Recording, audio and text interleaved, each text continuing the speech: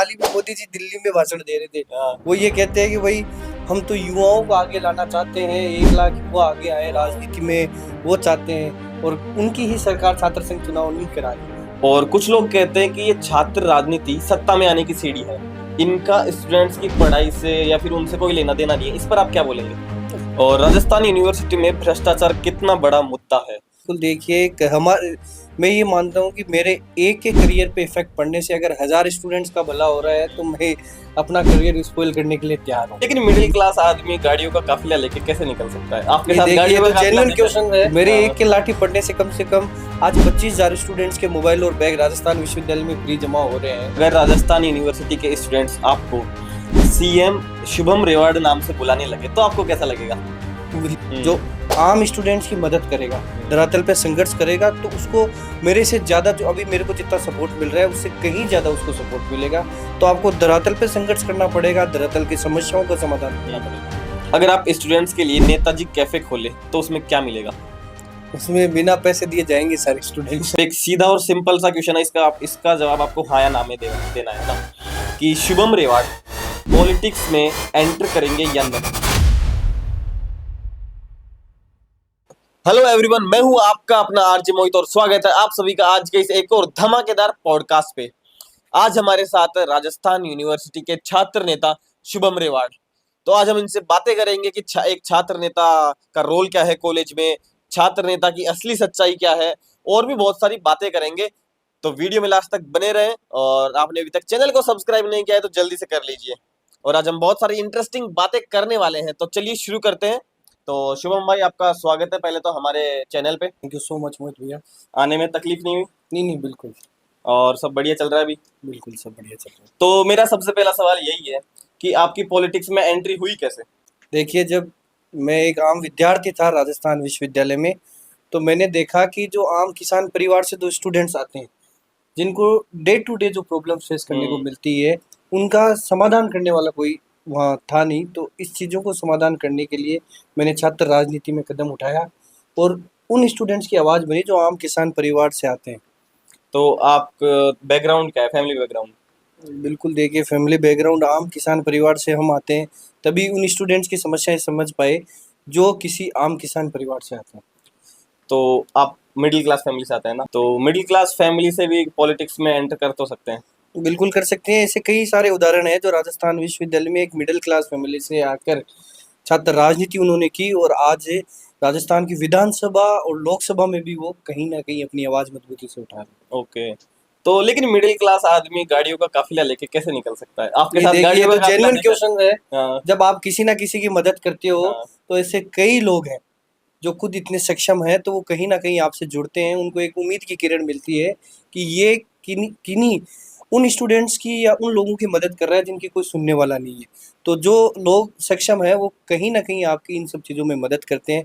तो जो साथी भाई है, उनके पास जो किसी ना किसी परिवार से सक्षम है, किसी ना किसी तरीके से, वो कहीं ना कहीं हमारी मदद करते हैं। ओके। और स्टूडेंट्स आपको इतना सपोर्ट क्यों करते हैं? देखिए, ये सिर्फ मेरी बात नहीं है। अगर कोई भी ऐसा लीडर जो आम स्टूडेंट्स की मदद करेगा, धरातल पे संघर्ष करेगा, तो उसको मेरे से ज्यादा, जो अभी मेरे को जितना सपोर्ट मिल रहा है उससे कहीं ज्यादा उसको सपोर्ट मिलेगा।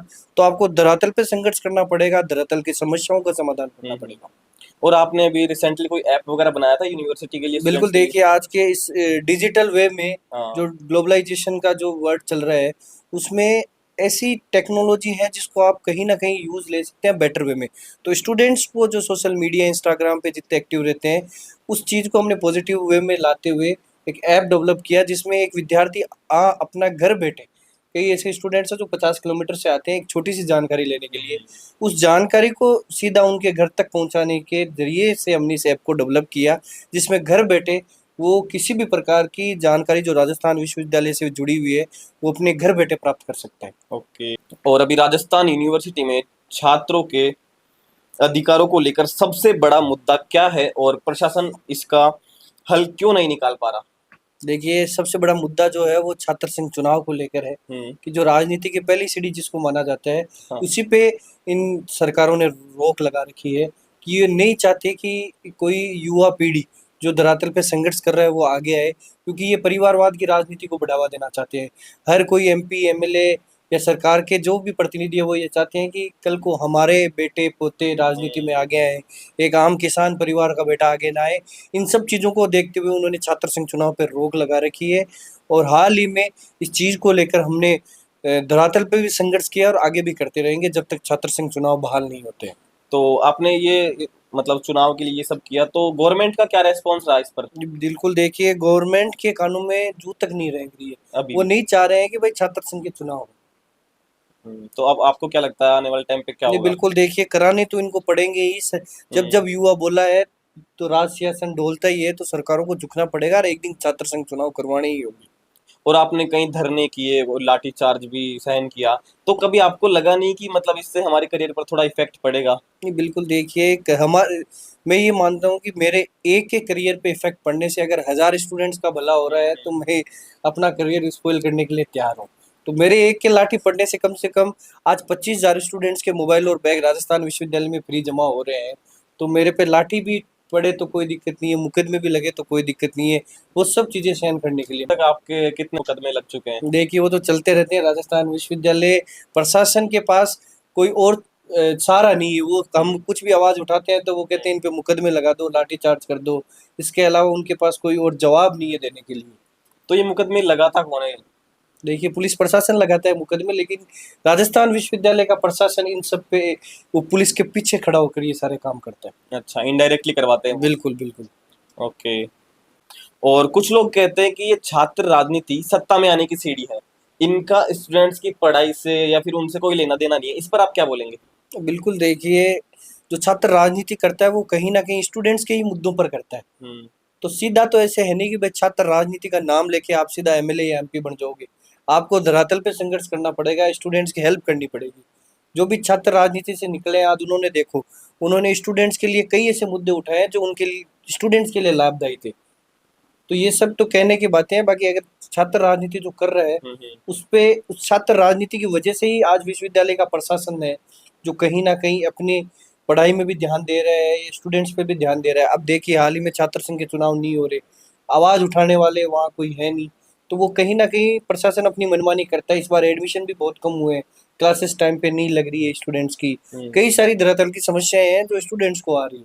और राजस्थान यूनिवर्सिटी में इलेक्शन के टाइम पर ये इतना लाठी चार्ज वगैरह होना, ये एक तरह से बोल सकते हैं दंगे फसाद होना, ये मतलब इतना क्यों होता है? इलेक्शन ही तो हो रहे हैं ना। नहीं देखिए, ऐसा कुछ नहीं है। कुछ लोगों की वजह से अगर सबका माहौल खराब होता है, कई ऐसे लोग हैं जिन्होंने शांतिप्रिय तरीके से भी चुनाव लड़े हैं और वो जो चुनाव लड़ रहे हैं वो कभी ये नहीं चाहते कि भाई ऐसा दंगा प्रसाद हो या स्टूडेंट्स में डिस्टर्बेंस हो।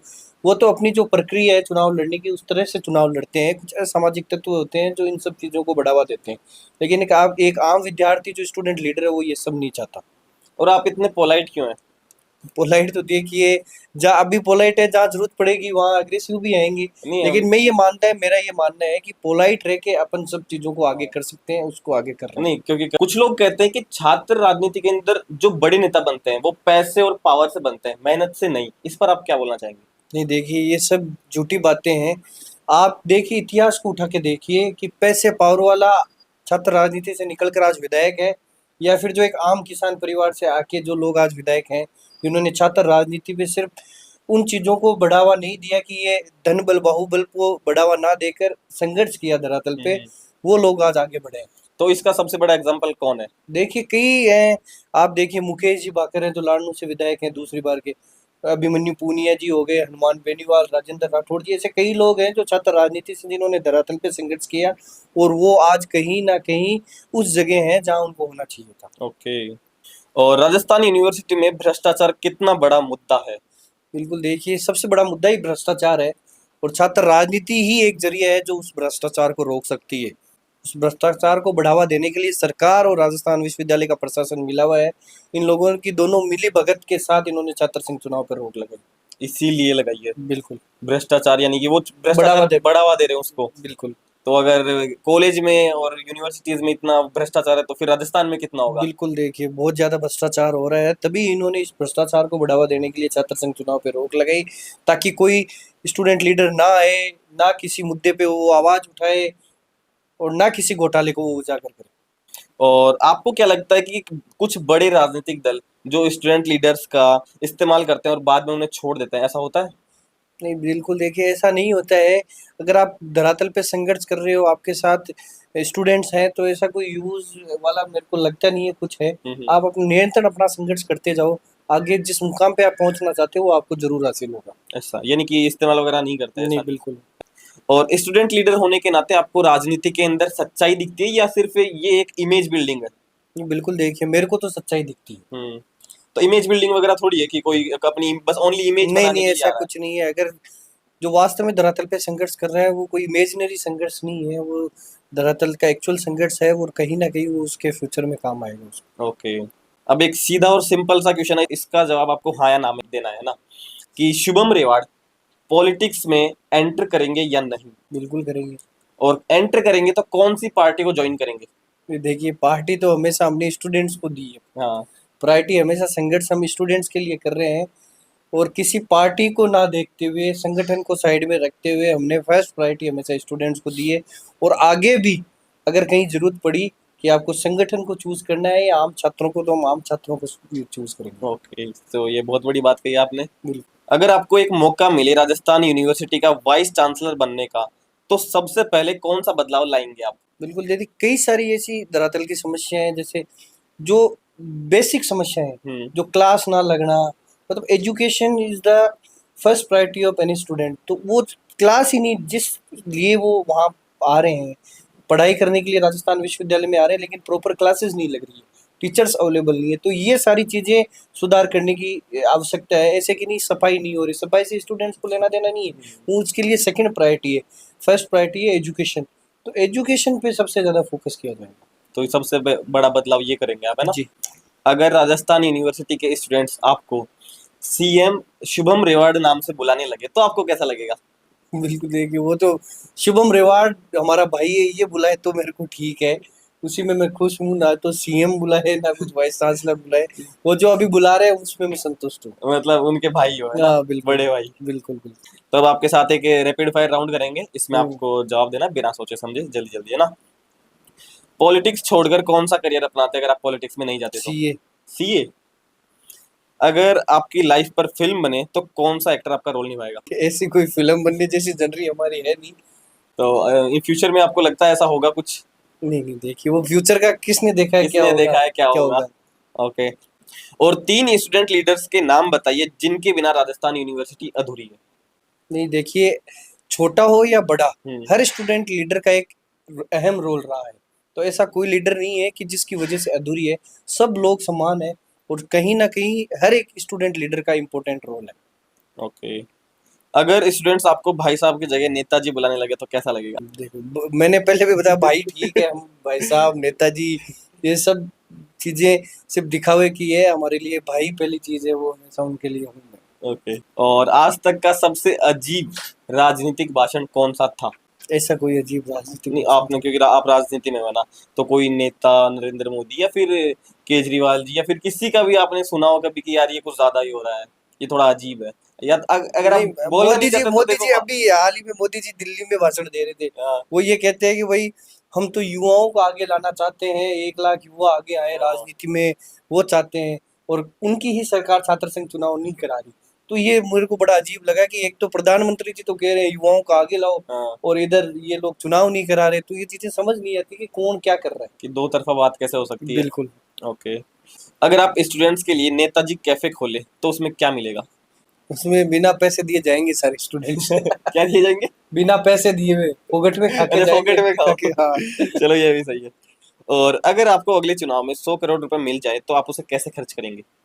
ना तो देखो 100 करोड़ रुपए हमें मिलने, ना हम 100 करोड़ रुपए खर्च करने। तो ये बातें जो रियलिटी में हो ही नहीं सकती, उसको अपन क्यों डिस्कस करें। और क्या आपको कभी किसी स्टूडेंट ने रिश्वत ऑफर की है? नहीं नहीं ऐसा कभी कुछ नहीं हुआ। कभी किसी ने नहीं? ओके। राजनीति में एंट्री के लिए कौन सी 3 चीजें जरूरी है? ईमानदारी, जुगाड़ या फिर पैसा? ईमानदारी। ईमानदारी, उससे आपकी एंट्री हो सकती है। ओके। और आप अभी अभी के टाइम पे कौन से मुद्दे पर सबसे ज्यादा फोकस कर रहे हैं? छात्र संघ चुनाव। और उसके अलावा भी और कोई मुद्दा है? वो तो डे टू डे अगर कोई प्रॉब्लम से स्टूडेंट्स को आती है तो उसके हम्म। खिलाफ हम आवाज उठाते हैं। और आपके साथ जो स्टूडेंट्स रहते हैं साथ में, जो आपकी टीम है, वो लोग कौन है? तो देखो भाई है हमारे, कोई टीम नहीं है, सब लोग मिलजुल कर काम करते हैं। राजस्थान विश्वविद्यालय में पढ़ रहे सभी स्टूडेंट्स, वो हमारी टीम है, हमारे भाई हैं, हमारी बहनें हैं, वो सब लोग मिलकर हम काम करते हैं। ओके। तो अब मैं चाहूंगा कि आप हमारे दर्शकों को और जो स्टूडेंट्स हैं उन सभी को एक अपनी तरफ से एक छोटा सा मैसेज दे कुछ। बिल्कुल, देखिए सबसे पहले तो मैं मोहित भाई का धन्यवाद देना चाहूँगा कि आज हमें बुलाया और बोलने का मौका दिया। जितने भी दर्शक देख रहे हैं उनको यही कहना चाहूँगा, जितने भी स्टूडेंट्स हैं, कि आप हमेशा उस पॉलिटिकल लीडर को सपोर्ट करो जो धरातल पे संघर्ष करता है। मैं ये नहीं कहूँगा कि आप मुझे देख रहे हो तो मेरे को सपोर्ट करो। कोई भी ऐसा आपको जो लगे कि जो धरातल पे संघर्ष कर रहा है, आपको हमेशा उस उन लोगों को राजनीति में आगे लाना चाहिए। और all the best for your future. Thank you so much. Okay भाई, धन्यवाद और आपने कीमती समय हमारे लिए निकाला। Thank you.